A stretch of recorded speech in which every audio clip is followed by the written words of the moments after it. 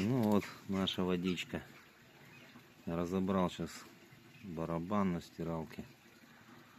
Ну, в принципе, крестовина чуть-чуть подгнившая, но еще живая. А вот сколько здесь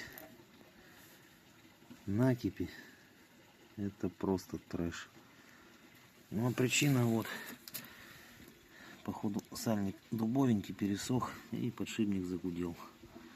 Ну, сейчас попробую заменить на ремкомплект. Вот такая вода.